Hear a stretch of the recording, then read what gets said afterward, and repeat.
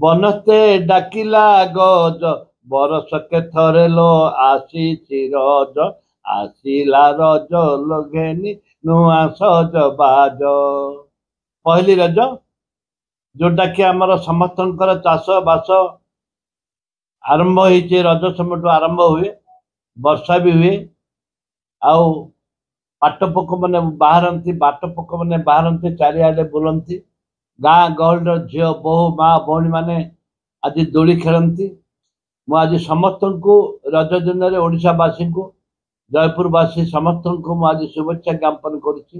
ରଜ ମଉଜ ଆଜି ବହୁତ ରଜ ମଉଜ କର, ଆରାମରେ ପିଠାପଣା ଖ, ନୂଆ ବସ୍ତ୍ର ଖ ଏବଂ ଗୋଲାପୀ ଗୋଲାପୀ ପାନ ଖ।